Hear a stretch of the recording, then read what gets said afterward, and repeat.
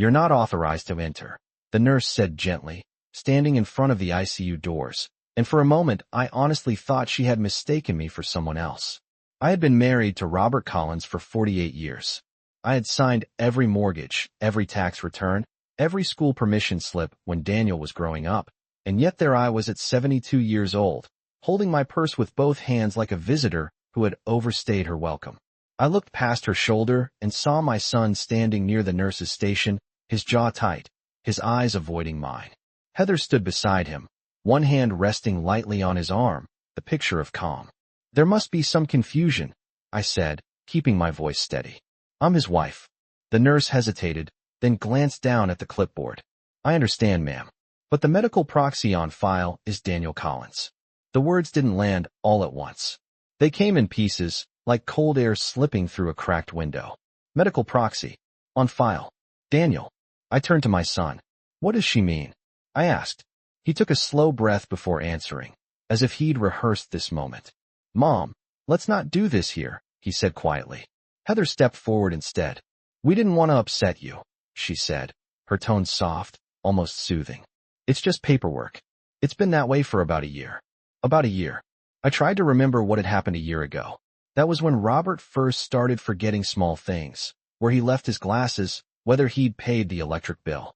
That was when Heather began coming over more often, offering to help with online banking and insurance forms.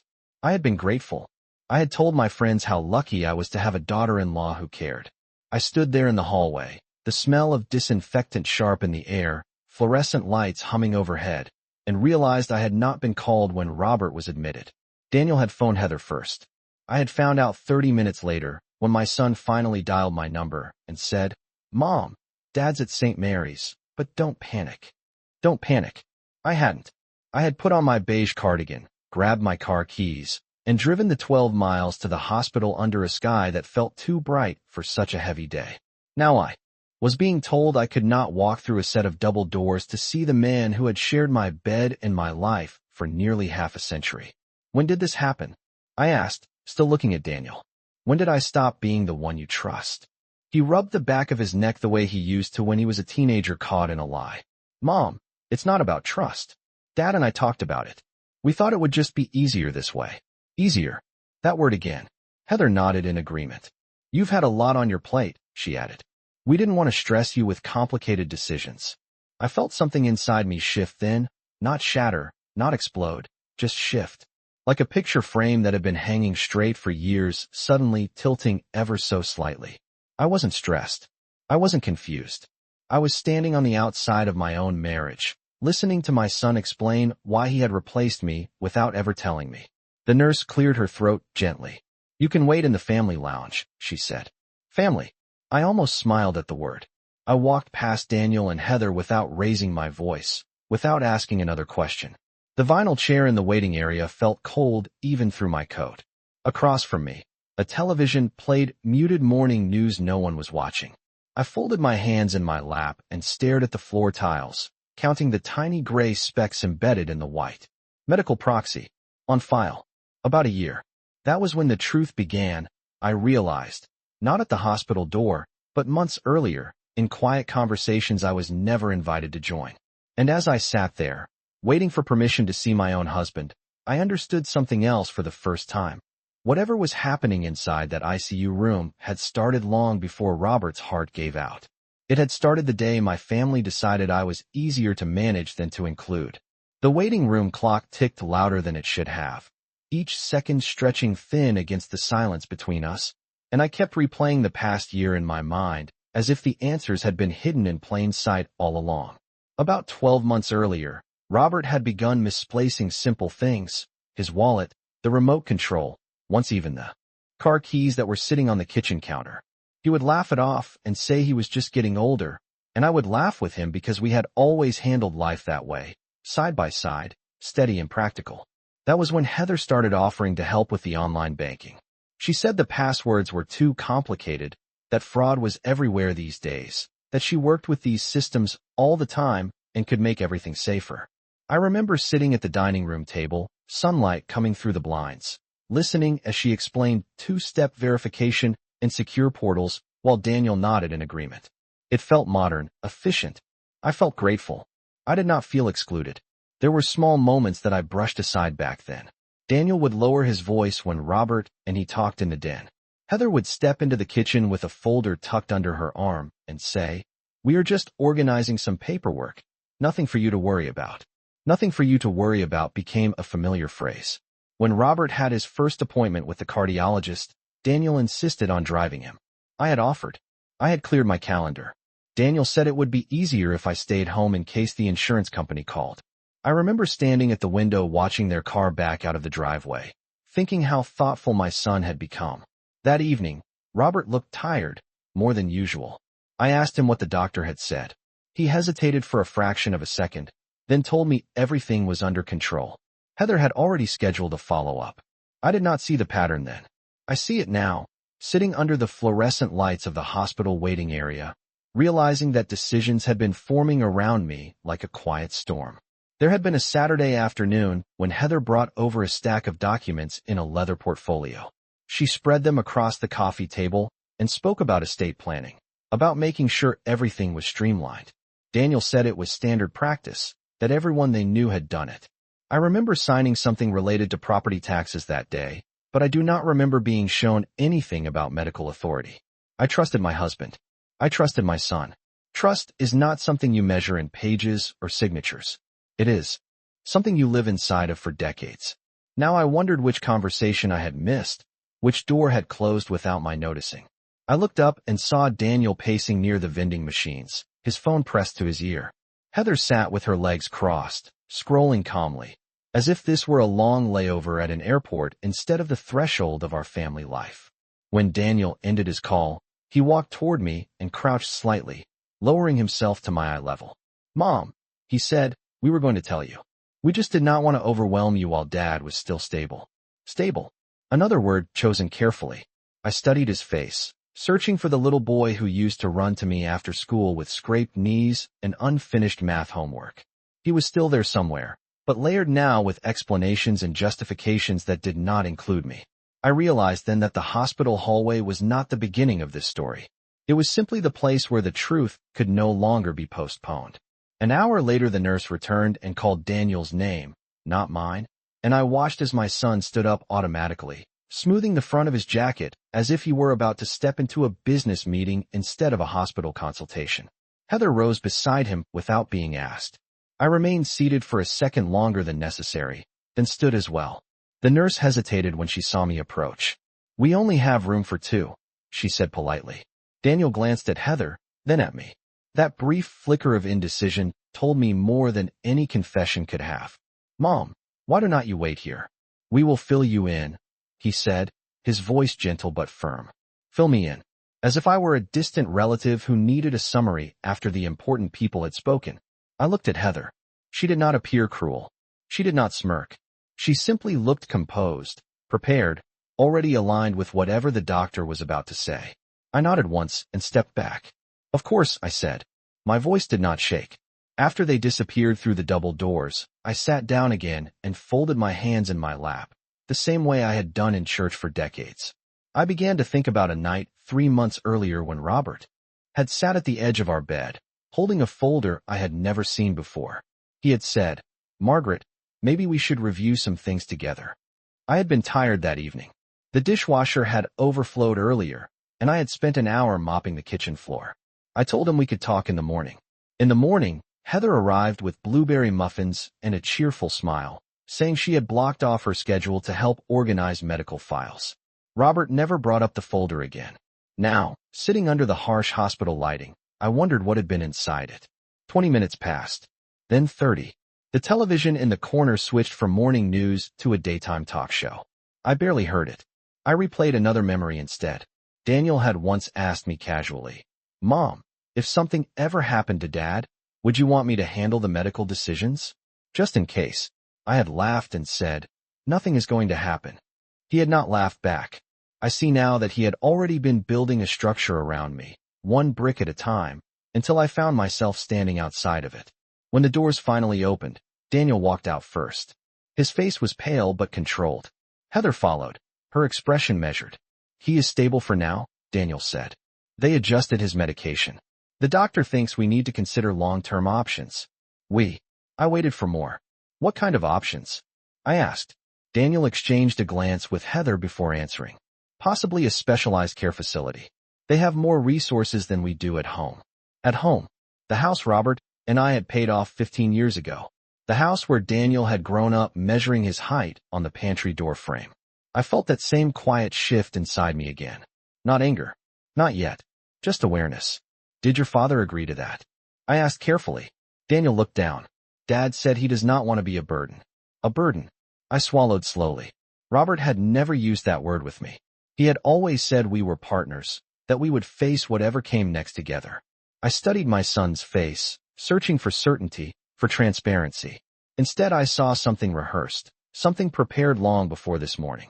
And for the first time since arriving at the hospital, I realized that the conversation happening inside those doors was not only about my husband's heart. It was about who would control the rest of our lives once he no longer could. I did not argue about the facility. I did not raise my voice in the waiting room or accuse anyone of overstepping. Instead, I asked to see the doctor myself.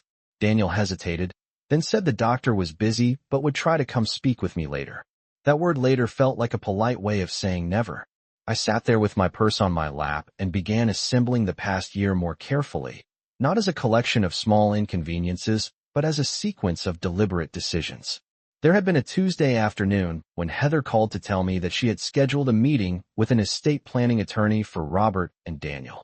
She said it was just to review existing documents and ensure everything was compliant with current regulations. I had offered to attend. She told me it might be overwhelming, that legal language could be confusing, and that she would take notes for me. When they returned from that meeting, Robert seemed unusually quiet. I asked how it went. He said it was thorough. He did not say it was fair. Another memory surfaced then, sharper than the rest. I had opened our joint bank statement online one evening and noticed a new account listed under a trust name I did not recognize. I assumed it was a technical adjustment. When I asked Daniel about it during Sunday dinner, he explained that it was a streamlined structure for tax efficiency. He used phrases that sounded impressive and distant at the same time. Heather added that it would protect assets in case of unexpected medical expenses. Protect assets. The language had been so practical that I did not question who was being protected from whom. Now, sitting in that waiting room, I wondered why my name had not been included in the explanations beyond polite summaries. Daniel finally sat down beside me. He spoke softly, almost carefully. Mom, Dad signed everything voluntarily. He wanted to make sure you would not have to deal with complicated decisions if things got worse. I turned to him and held his gaze. Complicated for whom? I asked. He did not answer right away. Instead, he said, we just want to make sure everything runs smoothly. Everything. That word again, broad and undefined. Heather joined us and placed a hand lightly on Daniel's shoulder. Margaret, we know this is hard, she said. But sometimes it is better to have one clear decision maker. I nodded slowly. One clear decision maker. I realized then that this had never been about easing my burden. It had been about centralizing control. About ensuring that when the time came, there would be no debate, no second opinions, no competing signatures. I thought of Robert's voice in the kitchen months ago when he said we should review some things together. I had postponed that conversation. I had trusted that tomorrow would always be available. The doctor eventually approached us with a calm expression and a folder in his hands. He explained the medical updates in measured tones. I listened carefully, asking precise questions about medication adjustments, about recovery timelines measured in weeks, not guesses. The doctor answered me directly. Not Daniel. Not Heather. Me. And in that moment, I understood something important. I might not have been listed as the medical proxy on paper, but I was still Robert's wife. I still understood his rhythms, his fears, the way he cleared his throat when he disagreed but did not want to cause tension. When the doctor left, Daniel began discussing next steps again, mentioning facility tours and consultation appointments. I let him finish. Then I said quietly, before any decisions are made about long-term care, I would like copies of every document that has been signed in the past year. Heather's posture shifted slightly, just enough for me to notice. Daniel looked surprised. I did not raise my voice. I did not accuse. I simply held their eyes and waited. For the first time that day, they were the ones searching for words. I kept my eyes on Daniel until he finally nodded, and said he would request copies from the attorney and from the hospital records office. Heather offered a tight smile and added that transparency was important for everyone. The word everyone sounded balanced, but it felt newly negotiated. We sat together in the waiting room for another hour, the air conditioning humming softly above us, until a nurse informed us that Robert would be moved from the intensive care unit to a step-down room by late afternoon. Daniel volunteered to handle the paperwork at the front desk. Heather walked with him.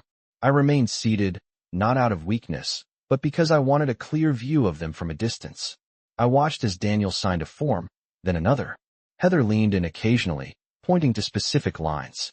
They moved with practiced coordination, as if they had rehearsed this rhythm long before today. I thought about the trust account again, about the new statements that had arrived addressed to a legal entity instead of to Robert and Margaret Collins. I remembered calling the bank once to ask a simple question about a transfer. The representative had informed me politely that I was not authorized to receive full details without secondary verification. At the time, I had assumed it was a security protocol. Now I understood it had been a boundary. When Daniel and Heather returned, Daniel handed me a thin stack of photocopied documents from the hospital file. I flipped through them carefully. There it was in clear print, durable medical power of attorney, signed by Robert Collins 12 months earlier, naming Daniel Collins as sole decision-maker in the event of incapacity.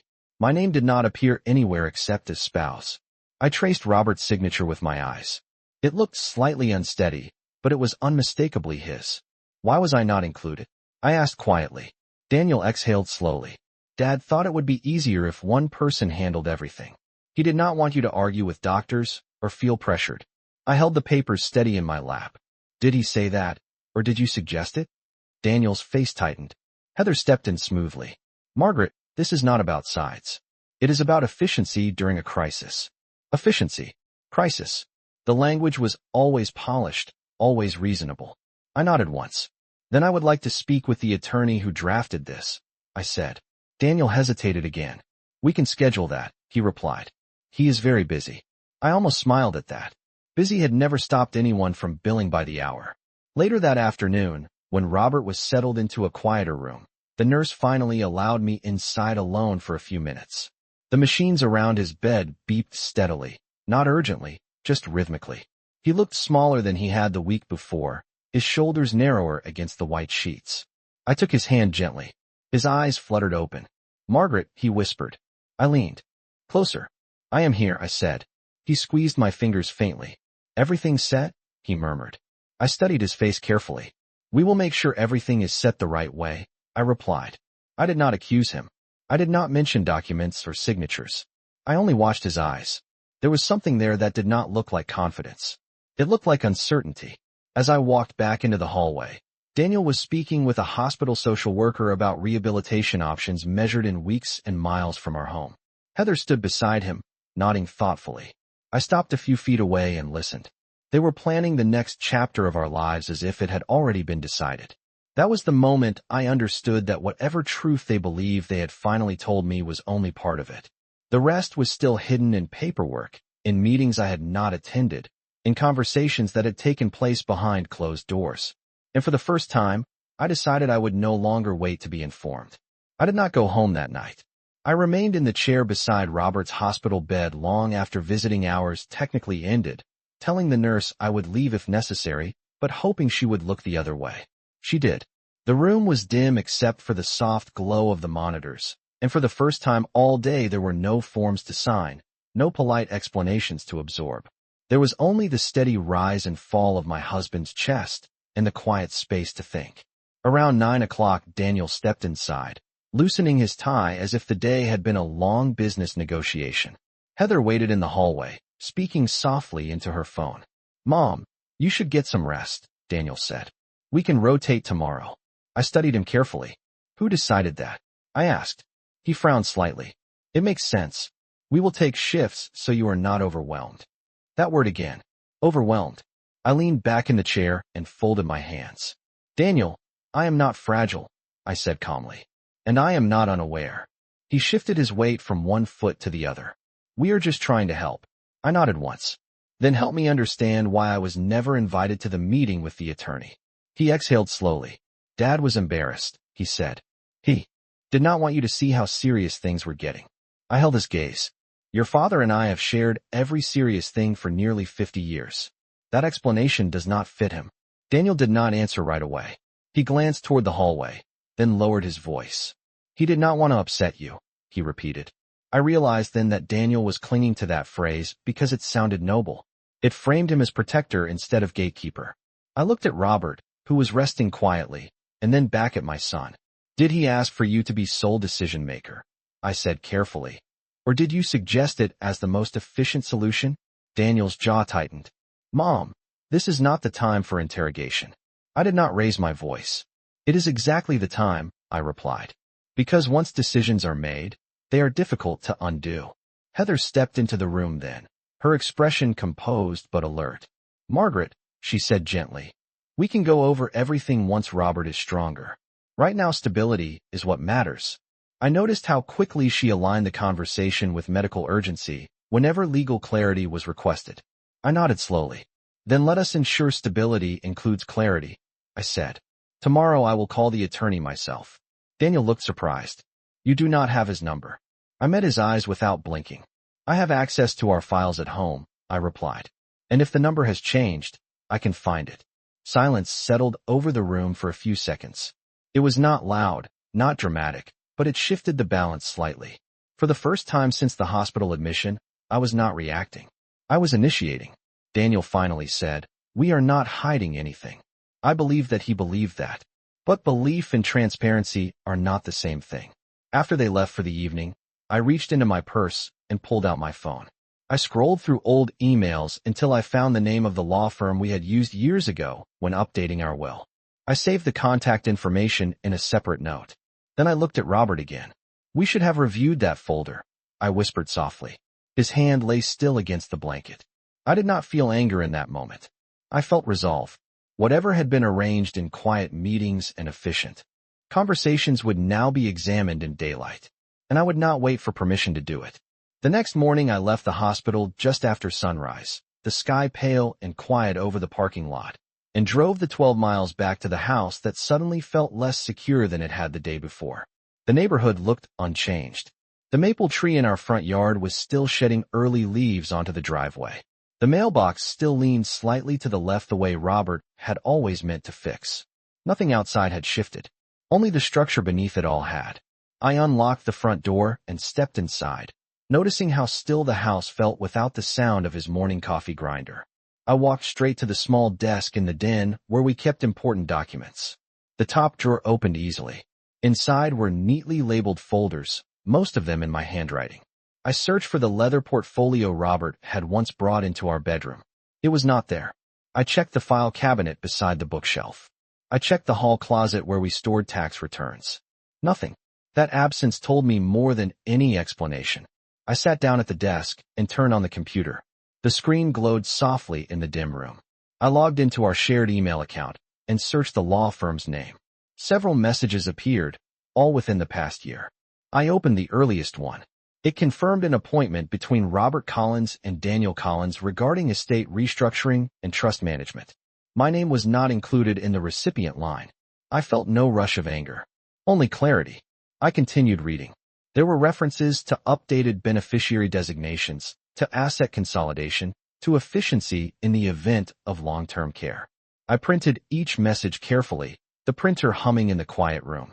Then I logged into our online banking portal. The trust account appeared again, this time with a designation listing Daniel as trustee and Heather as successor trustee. I read the line twice to ensure I understood it correctly. Successor trustee. That meant if Daniel were unable or unwilling to serve, Heather would step in. I leaned back in the chair and folded my hands. That decision had not been a small oversight. It had been intentional. I opened the safe in the hallway closet where we kept older documents. Inside was our original will from 5 years ago. In that document, Robert and I were named co-decision makers on all matters, with Daniel listed as beneficiary, not controller. I compared the dates. The trust documents were newer. The will had not been formally revoked, at least not according to what I could see. My phone rang then. It was Daniel. Mom, how are you? He asked, his tone cautious. I am at the house reviewing paperwork. I replied evenly. There was a brief pause on the other end of the line. "You do not need to stress yourself with that," he said. "We have it handled." I looked at the printed emails spread across the desk. "That is precisely the concern," I answered. "Things have been handled without my knowledge." He sighed. "We were trying to protect you." I stared at the word successor trustee printed clearly on the page. "From what?" I asked quietly. He did not answer immediately. I heard Heather's voice faintly in the background. Finally he said, "From complicated decisions." I almost smiled. "Complicated for whom?" I repeated. Silence followed again, heavier this time. I ended the call gently and picked up the phone once more, dialing the number of the attorney's office listed in the email signature. When the receptionist answered, I introduced myself fully and requested an appointment as soon as possible to review all documents related to Robert Collins and any trusts established in the past 12 months. My voice did not waver. The appointment was scheduled for the following afternoon. As I hung up, I realized that whatever truth had been partially revealed in that hospital hallway was about to be tested against paper, signatures, and intent. And for the first time since this began, I felt something steadier than confusion. I felt prepared. The attorney's office was only 8 miles from our house, yet the drive felt longer than it ever had before. I parked in the small lot behind the brick building and sat in the car for a moment, looking at my reflection in the rearview mirror. I did not see a confused widow or an overwhelmed spouse. I saw a woman who had shared nearly 5 decades of decisions and who intended to understand the ones made without her. Inside, the reception area smelled faintly of polished wood and paper. When I gave my name, the receptionist's expression shifted slightly, as if she recognized it from recent correspondence. I was shown into a conference room where framed certificates lined the walls. The attorney, Mr. Holbrook, entered with a careful smile and a leather folder in his hands. He shook my hand firmly and asked about Robert's condition. I answered politely, then folded my hands on the table. "I would like to review every document signed in the past 12 months, I said. He hesitated for only a second before opening the folder. He laid out copies of the trust agreement, the amendment to certain beneficiary designations, and the durable medical power of attorney naming Daniel as sole agent. I read each page slowly. The language was precise, structured to appear protective and efficient. The trust document named Daniel as primary trustee and Heather as successor trustee, with broad authority to manage and distribute assets in the event of Robert's incapacity. Was I present when this was drafted? I asked calmly. Mr. Holbrook cleared his throat. "Your husband expressed a desire to streamline authority in case of medical urgency," he replied. "He indicated that you preferred not to handle administrative matters." I felt the quietest shift inside me then, not of anger, but of realization. "I have never expressed that preference," I said evenly. The attorney looked uncomfortable. "Your husband appeared resolute," he added. I leaned forward slightly. "Did he meet with you alone?" I asked. "No," he admitted after a pause. "Your son attended the meetings." That answer settled heavily between us. I asked to see the signature pages again. Robert's handwriting was there, slightly uneven but legible. Daniel's name appeared on several acknowledgement lines. My name appeared nowhere except in references to spousal rights. I asked one more question. Was the original will revoked? Mr. Holbrook shook his head. No formal revocation was filed. The trust was intended to operate alongside it. I sat back and let that information settle. Alongside it. That meant the original will still existed, with its equal authority language and mutual protections. If decisions were made under undue influence, I said carefully, would that affect the validity of these documents? The attorney chose his words with caution. If it could be demonstrated that your husband did not act independently, there could be grounds for review. I nodded slowly. I did not accuse Daniel. I did not accuse Heather. I simply absorbed the structure they had built. Before leaving, I requested certified copies of everything. Mr. Holbrook agreed. When I stepped back into the afternoon light, I felt steadier than I had at any point since the hospital admission. The plan that had been presented to me as efficient and protective now revealed its design more clearly. It centralized control, limited my authority, and positioned my son and his wife as managers of decisions that had once belonged equally to Robert and me. I drove straight back to the hospital. Daniel was in the hallway speaking with a rehabilitation coordinator when I arrived. He looked surprised to see the folder in my hands. Heather's expression shifted briefly before settling again. I did not raise my voice. I did not wave the documents. I simply said, "We need to talk." And for the first time, it was not a request. It was a statement. I stood with the folder resting lightly against my palm and waited until Daniel ended his conversation with the rehabilitation coordinator. He turned toward me, his expression cautious, and Heather's posture straightened almost imperceptibly. We stepped into a quieter section of the hallway near the large windows that overlooked the parking lot. Afternoon light filtered through the glass, pale and steady. I did not open the folder immediately. I looked at my son first. "I met with Mr. Holbrook," I said calmly. Daniel's eyes flickered. Heather's jaw tightened for a fraction of a second before smoothing again. "You did not need to do that," Daniel replied. "We were going to walk you through everything." I nodded once. "That is precisely the problem," I said. "I do not need to be walked through decisions about my own marriage." The words were not sharp. They were measured. I opened the folder then and held up the trust document. "This names you as trustee and Heather as successor trustee," I said evenly. "It does not revoke the original will. It operates alongside it." Daniel looked confused for a moment. "Yes, that was explained," he said. "It simplifies asset management." I met his eyes steadily. "It centralizes control," I replied. "There is a difference." Heather folded her arms lightly, not defensively, but deliberately. "Margaret, we were trying to prevent chaos if something sudden happened," she said. "Hospitals move quickly. Financial institutions require clarity." I let her finish.